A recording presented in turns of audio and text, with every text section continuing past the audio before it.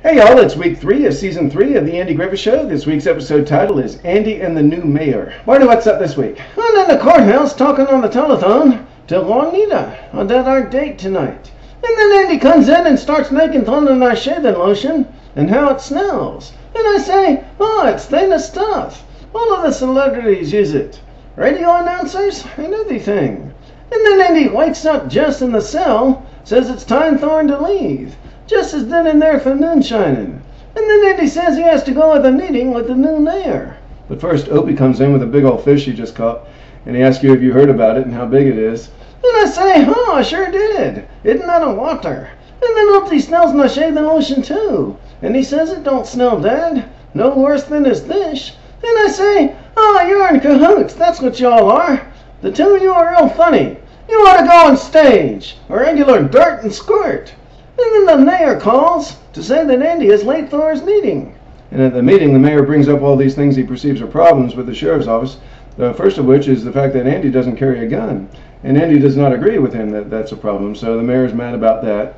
And then back at the courthouse, Mrs. Hook comes and leaves her Andy in the cell. She wants us to keep an eye on him while she goes shopping. Andy and I do that for her a lot.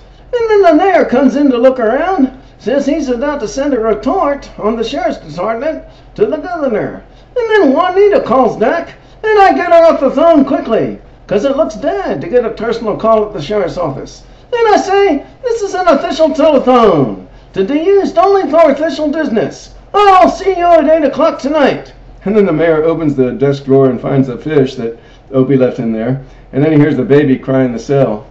So he starts singing him back to sleep. And then the mayor sees us release Jess before his full sentence is up. And he's going to give him a 3-day break to get his crops in the darn. And the mayor is real upset about all these things. The fish, the baby, the no gun, the early release of the prisoner, and the phone call. And then he leaves, and I tell Andy, you're just asking for trouble for both of us. Now that mayor needs business when it just don't come back on time. And then on the 3rd day, I'm getting nervous because he's not back yet. And I'm worried that the mayor will come in and see. So when I do see the mayor coming, I get in the cot in the cell to make it look like Jess is back. So the mayor sees that, and then he gets upset about the fact that there's no one there to guard the prisoner. So he goes to Andy's house and complains to him, and they come back, and by that time the mayor's figured out that it was you in the cot, and he says, if Jess isn't back on time, then he's going to put that in his report to the governor, and Andy might lose his badge. So Jess is 25 minutes late, so we all go to his house to look for him. And we find him up in the tree.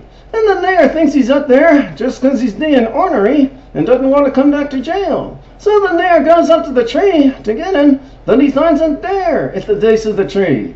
So now both of them are up in the tree, and Andy and I are on top of our car with the bear in the back seat. And Andy yells from the top of the car to the tree, Mayor, if you just let me run my office the way I want to, this never would have happened. Thank you all for watching. We'll see you next week for episode 4 of season 3.